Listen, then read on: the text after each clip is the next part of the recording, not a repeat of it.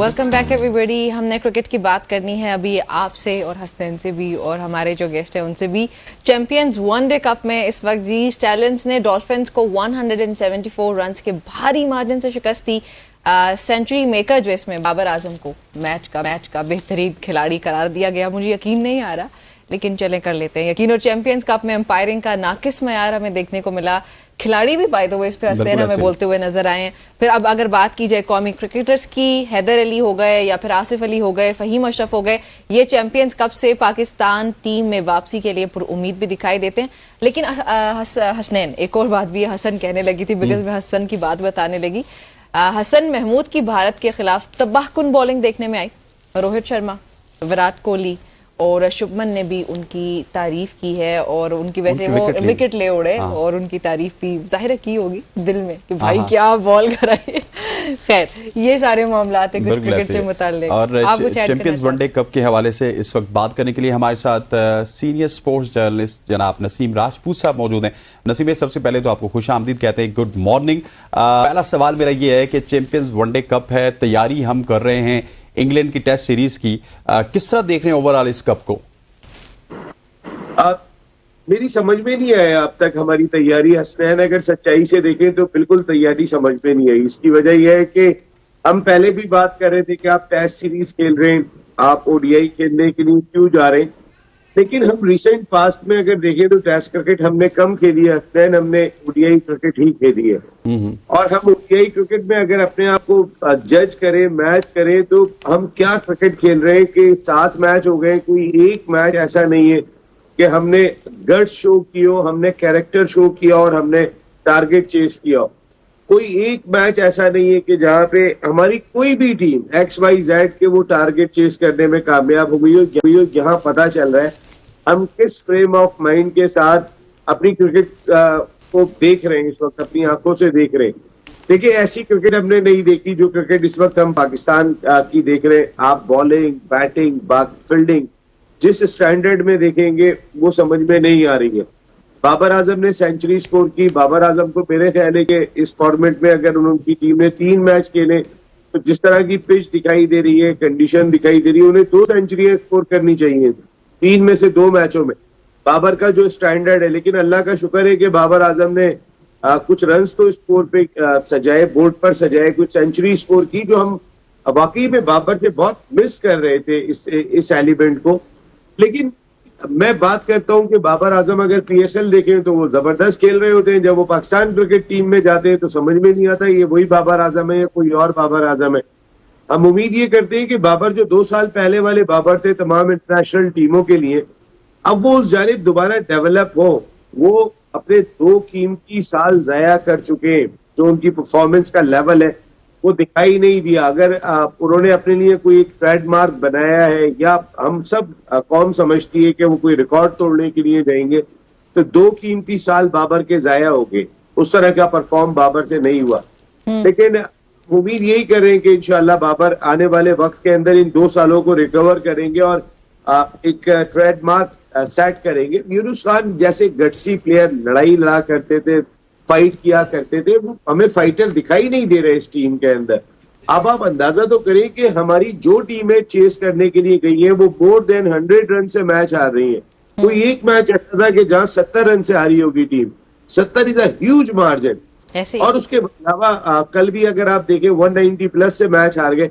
तो मेरा नहीं ख्याल कि हमने कोई अच्छी तैयारी कर रहे हैं या हमारी क्रिकेट कोई अच्छी दिखाई दे रही है। मैं बिल्कुल भी मुतमईन नहीं हूँ। अच्छा नसीम साहब, इंग्लैंड की जो खिलाफ सीरीज है उसके लिए स्क्वाड आइंदा हफ्ते एक्सपेक्टेड है। आप नए चेहरे देख रहे हैं, कौन से नए चेहरे देखते हैं? देखिए, मेरे ख्याल है कामरान गुलाम खेलेंगे। सबसे पहले तो ये देखना होगा कि आया पाकिस्तान क्रिकेट बोर्ड की मैनेजमेंट शान मसूद को एज ए कैप्टन कंटिन्यू करती है या नहीं करती है। मेरा नहीं ख्याल कि शान मसूद को एज ए प्लेयर ही खेलना चाहिए अगर उनकी जगह बनती है तो। आप अगर परफॉर्म भी नहीं कर रहे हो और उसके बाद आप टीम के कैप्टन भी हो तो एक इजाफी बोझ हो जाता है टीम के ऊपर। तो मेरा ख्याल है कि अभी समझ में नहीं आ रहा पाकिस्तान के लिए ऑब्वियस चॉइस क्या दिखाई दे रही है। पहले मैं एक्सपेक्ट ये कर रहा था कि सरफराज अहमद शायद इस फ्रेम ऑफ माइंड में हो कि इस वक्त जो पाकिस्तान की कश्ती जो है वो एक पावर में फंसी हुई दिखाई दे रही है, उसको निकालने में एज ए लीडर कामयाब हो जाए, टीम को जैल कर ले। देखिए सबसे बड़ा मकसद, हम टीम नहीं बन पा रहे और इंडिविजुअल परफॉर्मेंस भी हमारा वो स्टैंडर्ड दिखाई नहीं दे रहा है। तो एक तो टीम नहीं बन पा रहे, तो हम एक्सपेक्ट कर रहे थे कि शायद सरफराज इसको टीम बना लेंगे, लेकिन आपने देखा होगा सरफराज उस तरीके से परफॉर्म नहीं कर पा रहे हैं। उन्होंने एक ही मैच खेला, मेरा ख्याल है कि अगर उन्हें खेलना चाहिए था तो वो शुरू से खेलते, बताने की कोशिश करते कि मेरी परफॉर्मेंस कैसी है। और अगर वो 2 मैच नहीं खेले थे तो वो मेंटोर ही रहते, क्योंकि उनकी अब जिम्मेदारियां मुख्तलिफ दिखाई देती हैं। जो 5 मेंटोर रखे हैं पाकिस्तान क्रिकेट बोर्ड ने, वो सारा साल क्रिकेट अपने अपने इलाके में कराने के जिम्मेदार हैं। और आप वहाँ प्लेयर डेवलपमेंट प्रोग्राम से लेकर प्लेयर की जितनी भी नशोनुमा है वो सारी उन्होंने करनी है अपने अपने रीजन में। तो अगर वो इस रोल के अंदर आ गए तो ज्यादा बेहतर होता कि वो इसी रोल में रहते, वो कल का मैच नहीं खेलते। लेकिन अभी तक वो खुद भी मेरे ख्याल है अनसर्टेनिटी का ख्याल दिखाई दे रहे हैं। उनको भी यकीन नहीं आ रहा कि मैंने क्रिकेट छोड़ दी है या मैं क्रिकेट खेल रहा हूँ। जैसे हमें नहीं लग रहा कि हमारी टीम ये वही वाली है कि जो तकरीबन अभी 2 साल पहले भी हम इतने बुरे नहीं थे, जब इन खिलाड़ियों के हालात बहुत अच्छे थे। ये सारे फिर भी हम नसीम साहब मैच देख लिया करते थे, कभी ये एक्सपेक्ट करते हुए कि हमारी टीम जीतेगी, जज्बा होता था, प्यार होता था, कुछ ना कुछ कर लेते थे। अच्छा नसीम भाई, एक बात मुझे बताइए कि जिस ब्रांड की क्रिकेट हम खेल रहे हैं, मतलब 290 रन बना रहे हैं, 280 रन बना रहे हैं, 270 बना रहे हैं, दूसरी टीम 100-150 रन बना रही है। और आपने हाल ही में देखा होगा 1.5-2 साल पहले जब इंडिया में वर्ल्ड कप हुआ था, 370 रन बन रहे थे, चेज हो रहे थे, 400 रन बन रहे थे, दूसरी टीम फाइट कर रही थी। सो हम ओडीआई क्रिकेट में भी और अनफॉर्चुनेटली T20 क्रिकेट में भी दुनिया से बहुत ही ज्यादा पीछे रह चुके हैं। अब हमें एक प्रॉपर रिवाइवल की जरूरत है। देखिए यार, हम रोते रहते हैं कि हमारे चेयरमैन वो आ गए थे, हमारे चेयरमैन वो आ गए थे। यार बाबर आजम का बैट किसने पकड़ा है?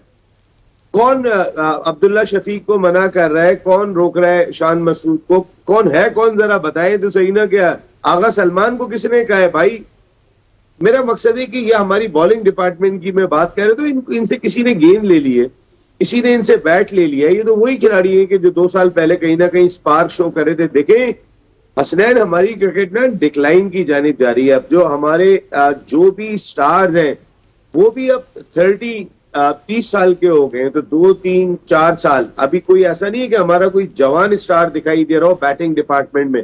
हमें 2 स्टार दिखाई देते हैं, वो रिजवान दिखाई देते हैं या बाबर आजम दिखाई देते हैं प्रॉपर तौर पे, कि जिन पे हम कहते हैं कि ये रन स्कोर करते हैं। दोनों 30 साल से ऊपर जा चुके हैं। अब्दुल्ला शफीक को आप देखें, आगा सलमान को आप देखें, तो ये उस एज को जाके छू रहे हैं। इन्होंने कोई बहुत एक्स्ट्राऑर्डिनरी परफॉर्म नहीं किया।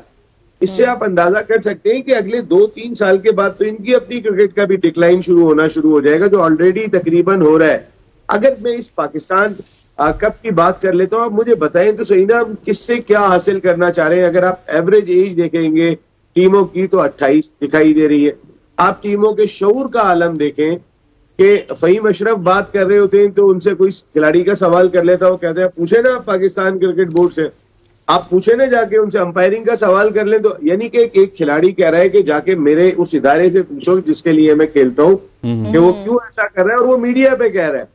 एक आपका कप्तान आता है, वो कहता है बेहतरीन काम हो गया जी, हम हार गए। जबरदस्त वाली बात है। और मैं यही पूछने लगी थी नसीम साहब कि ये जो अंपायरिंग पे सवालात उठाए चैंपियंस कप में खिलाड़ियों ने, ये क्या कहानी आपको लगती है, ये क्या है? कौन सी बात कर रही थी आप? चैंपियंस कप में खिलाड़ियों ने जो सवालात उठाए अंपायरिंग पे, ये बहुत ही हैरान कुन अंपायरिंग है। आप यकीन माने, इतनी पैथेटिक अंपायरिंग। यानी कि हमारा जहां पर हमारी क्रिकेट का मेयार गिर रहा है, वहां हमारी अंपायरिंग का स्टैंडर्ड भी एक्सपोज होता हुआ दिखाई दे रहा है।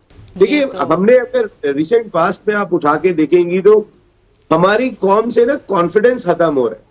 पाकिस्तान हॉकी टीम की रिसेंट पास्ट में आप एग्जांपल उठा के देखें, जब हमें बहुत होप हो जाती है वो करीब जाके जीत रही होगी, वहीं जाके कोलैप्स कर जाती है।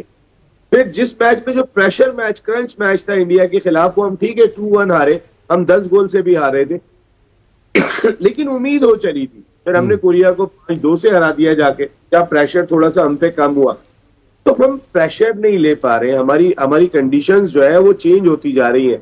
अब मैं इन प्लेयर्स को सबसे ज्यादा कसूरवार करार दूंगा। फिर हमारा, अब आप देखें ना, साद बेग को आप कहते हैं कि वो अनफिट थे।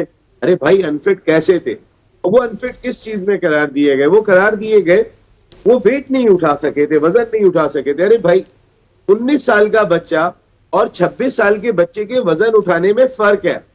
वो रिसेंट पास्ट में बहुत परफॉर्म करके आ रहा था। आप यहाँ पे उमर अमीन को खिला रहे हैं 39 साल के, 40 साल के, आप 19 साल के बच्चे को बिठा रहे हैं, फिर आप कहते हैं कि हम फ्यूचर की बात कर रहे हैं। अच्छा सर, ये बोर्ड के हवाले से जो नसीम भाई आप बात कर रहे हैं, क्योंकि अब थोड़ा सा वक्त मेरे पास कम है, इंग्लैंड से बहुत सारे शायकीन क्रिकेट यहाँ पे आए हुए हैं, बर्मी आर्मी से उनका ताल्लुक है। अभी तक वो क्लियर ही नहीं है कि मैचेस लाहौर में होंगे, कराची में होंगे, सारे पिंडी में होंगे।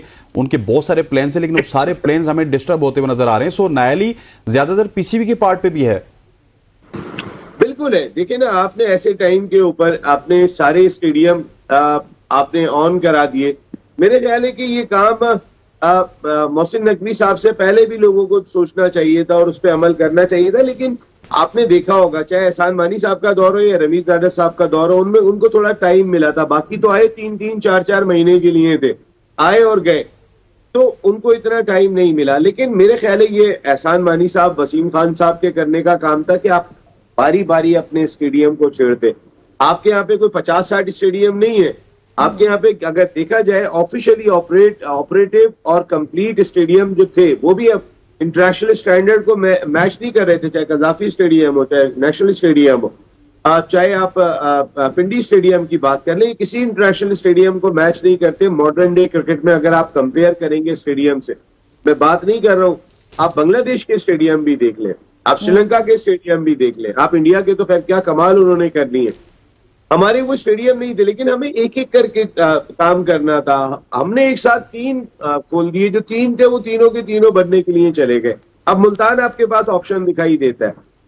फैसलाबाद, मेरा नहीं ख्याल कि आप यहाँ पे नेशनल वनडे तो करा सकते हैं, लेकिन आप यहाँ पर इंटरनेशनल टीम को होस्ट नहीं कर सकते। मुल्तान की सूरत हाल भी हम देख रहे हैं, लाइट बंद हो जाती है, पाकिस्तान अभी खवातीन का मैच चल रहा है, वहां पे आपको मैच रोकना पड़ता है।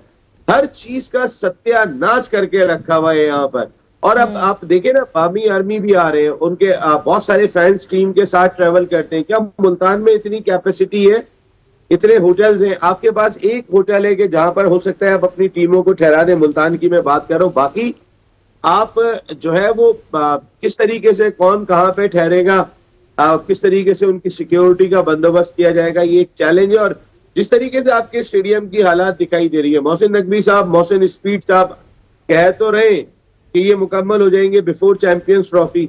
हम दुआ कर सकते हैं, अल्लाह करे ये मुकम्मल हो जाए। चलें, बहुत शुक्रिया नसीम साहब हमें ज्वाइन करने के लिए। नाज़रीन, गुफ्तगू आपने सुनी, बड़ी डिटेल में नसीम स्टेट कर रहे थे। और चलें, नसीम भाई ने जो बातें कर दी, मेरा ख्याल है उसके बाद हम उसको ज्यादा इलेबोरेट तो बिल्कुल भी नहीं कर सकते, लेकिन इन दी एंड फिर भी दुआ कर सकते हैं कि हमारी टीम जो भी अच्छा हो। चैंपियंस ट्रॉफी के बाद जो दीगर हमारे इवेंट्स आएंगे उसमें हमारी टीम अच्छा परफॉर्म करे और पाकिस्तानी क्रिकेट का रिवाइवल हो। यहाँ पे शामिल करने लगे एक ब्रेक जी, हमारे साथ रहिएगा।